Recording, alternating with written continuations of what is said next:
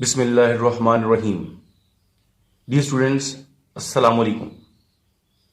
I hope you will be fine by the grace of gracious Allah Almighty, and you will be safe and sound in your homes. As you know that we are facing an intense wave of the coronavirus, which is named as the third wave of the coronavirus. So my message is to stay home and stay safe. Now you are with me to learn physics, and my today's topic is the measuring instruments.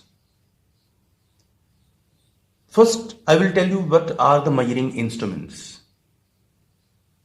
I have a stone here. It is composed of solid state of matter. If I want to measure what is its weight, I will use an instrument which is named as the spring balance. I will tie a string with it and will hang from this hook. This pointer will tell me that what is the weight of this stone. Okay. Now, if I want to measure the time gap, time lapse between two events, I will use this instrument, which is named as stopwatch. Okay. And if I want to measure the length of an object, like if we want to measure the length of this spring balance, I will use the measuring tape. All of these are the physical quantities.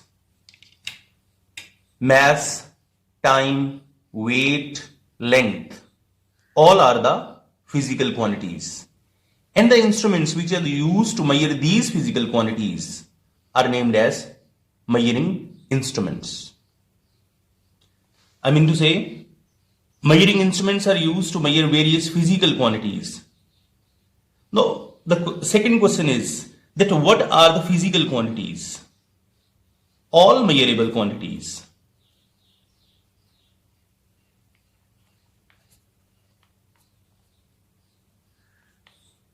Are called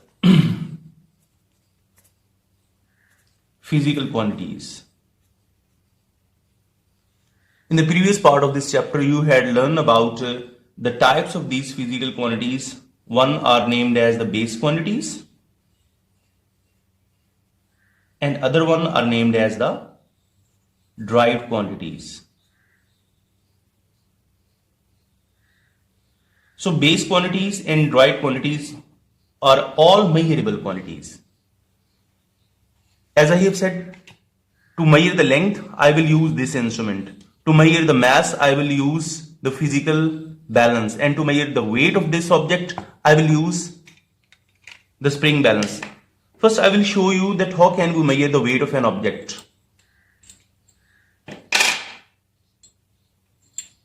I have some matches which are tied to this hanger.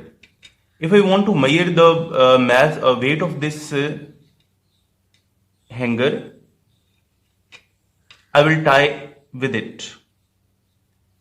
Now the pointer is showing that its weight is approximately 0.5 Newton. Okay, ये pointer यहाँ पे 0.5 Newton पे. तो जिस जगह पे अगर फर्ज करें इसके साथ में और कोई चीज टाई कर देता हूं,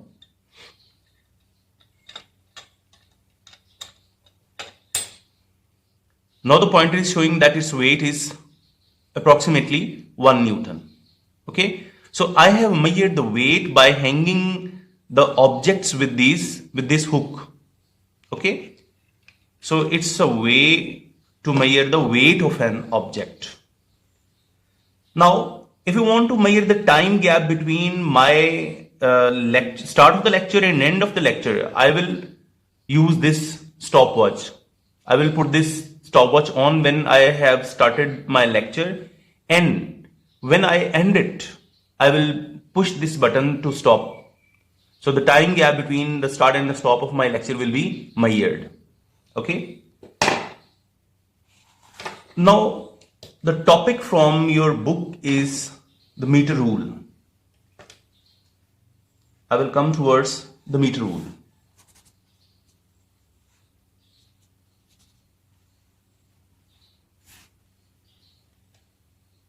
It's a length measuring instrument.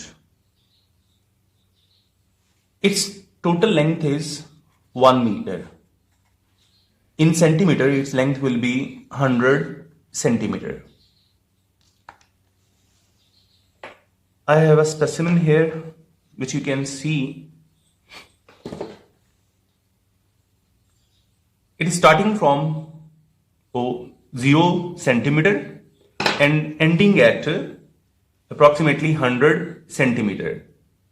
Its total length is 100 centimeter.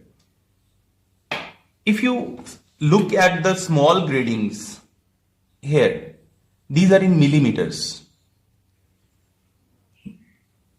From 58 to 59 centimeter, there are 10 millimeters.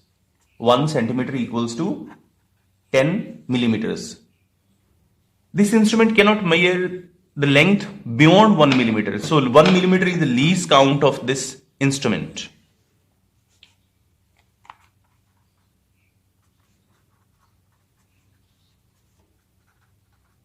मतलब ये हुआ कि 1 मिलीमीटर से नीचे अगर हमने किसी चीज की मेजरमेंट इससे लेनी है तो ये आपको नहीं दे सकता. You have to use some other instruments like I have a vernier callipers. It can give you the measurement correct up to 1/10 part of the millimetre. यानी आपको ये 1 मिलीमीटर के 10वें हिस्से तक सही पैमाइश दे सकता है. Least count of the metre rule is 1 millimetre क्योंकि ये इससे नीचे नहीं जा सकता. अगर हम इसकी बात करें तो इसका 0.1 millimetre.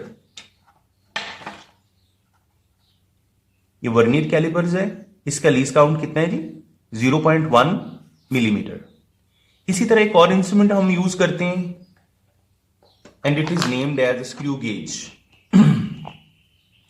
It can give you the measurement correct up to 0.1 millimeter. So least count of the screw gauge is 0.01 millimeter. Least count of the vernier calipers is 0.1 millimeter. But least count of the meter rule is just 1 millimeter. So if I compare these three instruments, then the best one will be the micrometer screw gauge. क्योंकि इसमें error की गुंजाइश बहुत कम है. Exact measurement आपको दे सकता है. Okay. अच्छा. Now the second question is that how can we measure the length by using the meter rule or something like vernier calipers or screw gauge? Let's suppose I have drawn a line here, line segment. I want to find the distance between the point A and B here. I will use vernier calipers if I have this line as a solid material. यानी अगर मैं इसको अगर as a solid material लूं तो इसके दोनों Jos के अंदर जो है मैं इसको इस तरह फिट कर दूंगा ऐसे.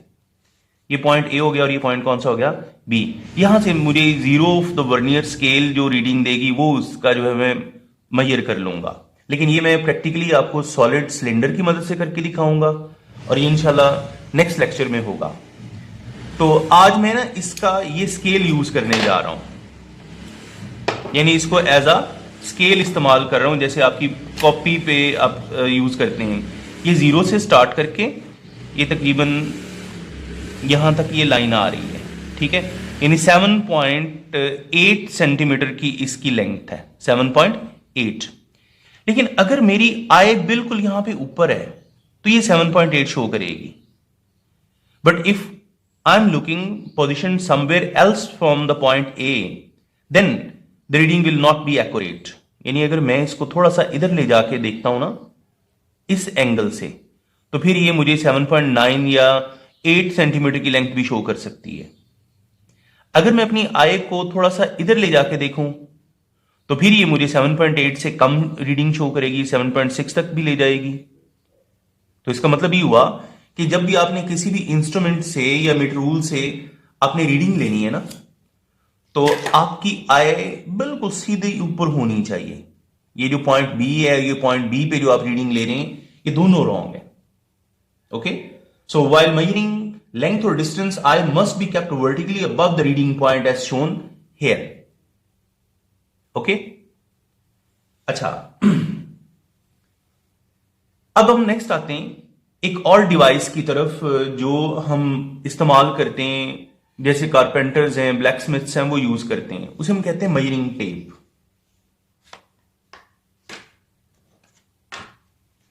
ये जो आपको इंस्ट्रूमेंट यहां पे नजर आ रहा है, इसे हम क्या बोलते हैं? Measuring tape. Measuring tapes are used to measure length in metres and centimetres. किसमें? यानी इतनी बड़ी सारी होती है ये, इसमें मीटर्स की भी होती है और सेंटीमीटर्स की भी और इंचीज, यानी 3 किस्म की इसकी कैटेगरीज हैं ये। ओके, अगर आप गौर से देखें तो ये जो पॉइंट है इसका, ये आपको जो है वो सेंटीमीटर्स में नजर आ रहे हैं। यानी इधर आपको क्या नजर आ रहा है? ये सेंटीमीटर्स, और ऊपर वाला जो नजर आ रहा है ये इंचीज है, और थर्ड ये आपको नजर आ रहा है ये फीट, ये 1 फुट भी आपको नजर आ रहा है ना यहाँ पे। इसका मतलब ये काफी सारी हेल्प करती है चीजों को मेजर करने में। यानी मीटर्स में भी आप इसे नाप सकते हैं, फीट में भी ले सकते हैं, सेंटीमीटर में भी मेजरमेंट ले सकते हैं, और इंचीज में भी मेजरमेंट ले सकते हैं। Okay, it is used by the black Smith and carpenters.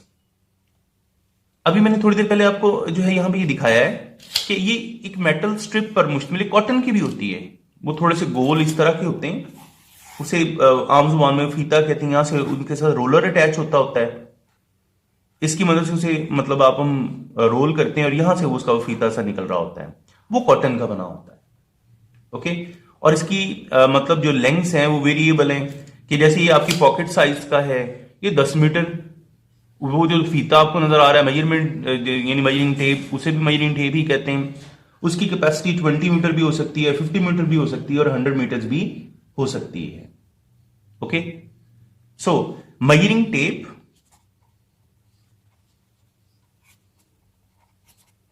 as well as meter rule, both are the length measuring devices.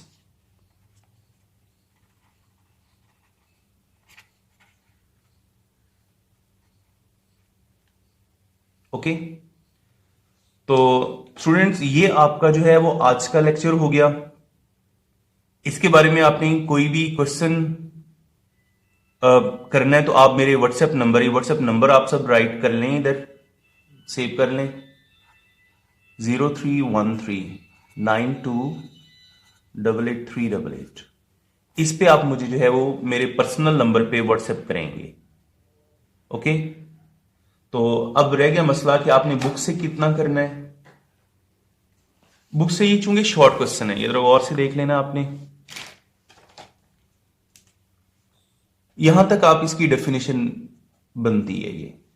Okay, measuring instruments are used to measure various physical quantities such as length, mass, time, volume, etc. अब ये history है कि past में जो हम इस्तेमाल करते थे वो इतने एक्यूरेट नहीं थे। हम साई की मदद से टाइम मेजर करते थे, वाटर क्लॉक की मदद से टाइम मेजर करते थे, वो सारे पुराने मेथड्स थे। तो आजकल उनकी जगह पे आपके पास डिजिटल क्लॉक्स आ गए हैं, वॉचेज आ गई हैं, स्टॉप वॉचेज आ गई हैं, तो ये ज्यादा रिलायबल है ये वाले। तो ये हिस्ट्री है, ये आपने जस्ट एमसीक्यूज के लिए रीड करनी है। लर्निंग वर्क जो है ना वो आपका जस्ट इतना है। अच्छा, इसके बाद आप आते हैं मीटर रूल की तरफ। ये आपको जो है वो ये पूरा पैराग्राफ इसमें करना पड़ेगा। इसमें लीस्ट काउंट की डेफिनेशन अलग से आ जाएगी। ये इधर से 1 millimetre the smallest reading that can be taken using a metre rule and it is called the least count. अच्छा, ये आ गया इसका मेथड, यानी आप करेक्ट मेथड कौन सा इस्तेमाल कर रहे हैं, कि आपकी आई जो है वो बिल्कुल सीधी होनी चाहिए। अगर आप थोड़ा सा इस तरफ ले जाते हैं या इस तरफ ले जाते हैं तो आपकी रीडिंग डाउटफुल हो जाएगी। ओके, तो ये मेथड की आपने जो है यहां पे मीन आपको पूरा करना पड़ेगा। इसके बाद द मेजरिंग टेप है, मेजरिंग टेप भी आपको पूरा करनी पड़ेगी। इसमें इसकी कैपेसिटी आ जाती है, ठीक है। यूज कौन कौन करते हैं? ब्लैक स्मिथ, कारपेंटर्स वगैरह। और आपको किन किन मतलब सिस्टम्स में हेल्प करती है, इंचीज में हेल्प करती है, फीट में हेल्प करती है, मीटर्स में, सेंटीमीटर्स में, ये इसमें सारा कुछ आ जाएगा। ओके, तो उम्मीद करता हूं कि भी आपको कोई ज्यादा इशू नहीं होगा, लेकिन फिर भी मैंने व्हाट्सएप नंबर आपको दे दिया है, आप इस पे मुझे व्हाट्सएप कर लें, ठीक है। थैंक यू, अल्लाह हाफिज। अपना बहुत सारा ख्याल रखिएगा और जो छुट्टियां जिस मकसद के लिए की हैं कि आपको दूसरों से अलहदा रहना है, अपने घर में रहें, अच्छी तरह अपनी स्टडी पे तवज्जो दें और बाहर निकलने की अगर बहुत ज़्यादा ज़रूरत है तो मास्क का इस्तेमाल करें। Thank you very much.